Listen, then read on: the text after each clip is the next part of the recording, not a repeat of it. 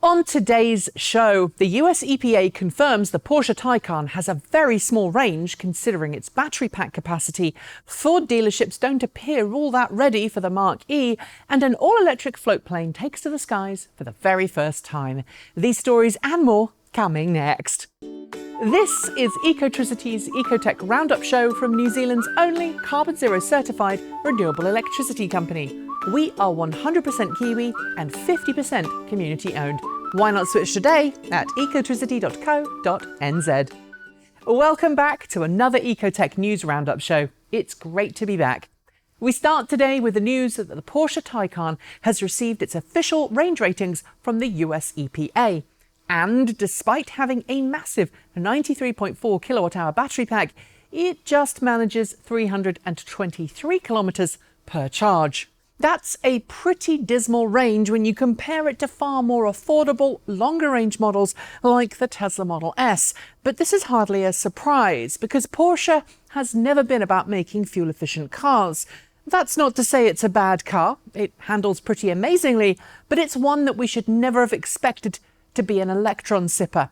As I've said before, those with Porsche money will have other priorities to those of us with far less to spend, and if the Taycan gets one more person to plug in, well, I'm good with that. General Motors unveiled two new vehicles this week that GM President Mark Reuss let slip would be important to the brand going electric. But they're not electric. No, I'm talking about the brand new 2021 Suburban and Tahoe, both of which were unveiled this week. Each is larger than their predecessor and come with massive gas-guzzling V8s or an optional diesel-powered V6.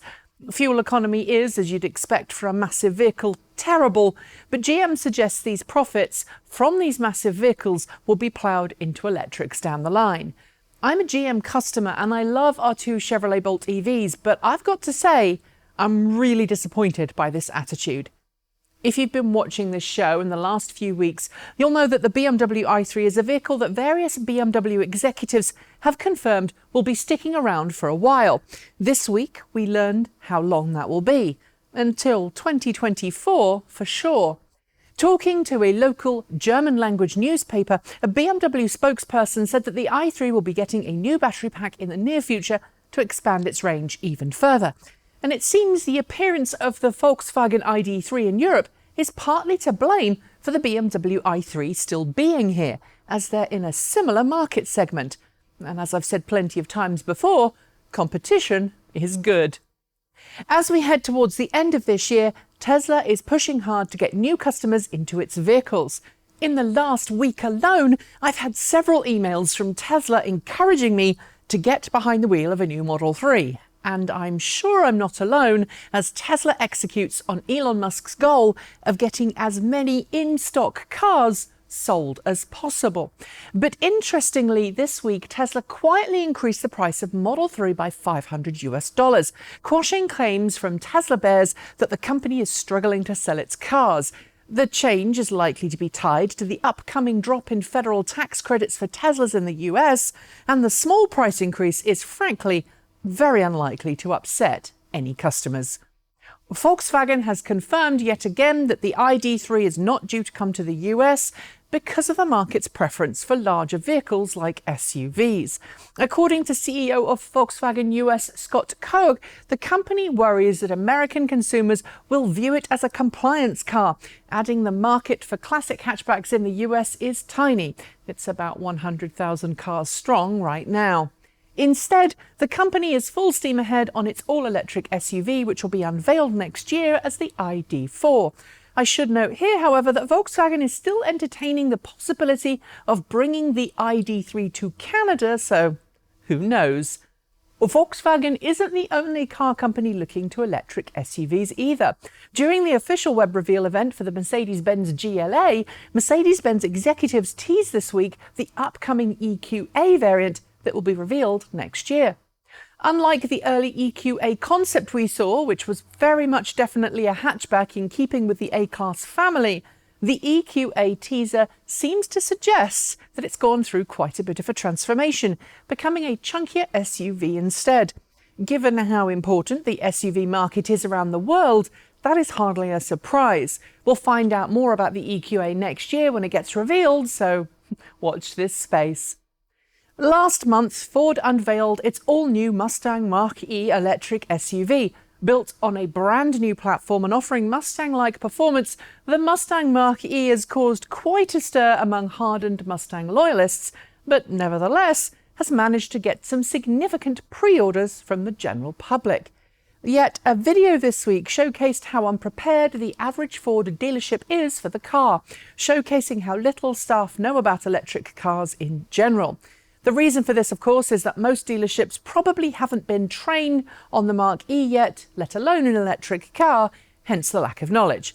That said, the way some dealerships behaved, trying to fake their way through rather than be honest, showcases that Ford has some significant work ahead of it, training dealers. Vancouver-based HarbourAir, a company that we've got a soft spot for after seeing it adopt a giant otter called Turbo, yeah, that is a real otter, right? Has just successfully completed its maiden flight of its first all-electric float plane. Announced earlier this year, HarbourAir is intending to turn its fleet electric over the coming 2 years, and it's hoping the plane, a de Havilland DHC-2 Beaver prototype, as electrified by Magnix Electric, will be certified for use in the next year or two. Right now, the plane can fly for an hour on one charge, but VFR rules require it has to have 30 minutes of spare flight time should anything go wrong. Since most of the company's flights are under 25 minutes though, that's no problem, and I'm sure Turbo and his friends will all love going electric. The Volkswagen ID3 has now entered production in Germany, and we should see deliveries start early next year. And while we know a lot about the car, including what it will look like, what its range will be like, and what it will cost, we haven't yet heard what it will sound like.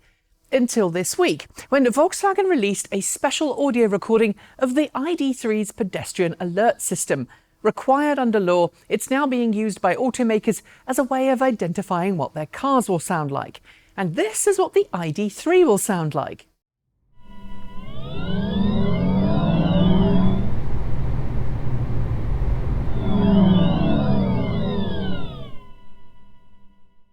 It's certainly different, but I'm not sure it will be everyone's cup of tea. What do you think?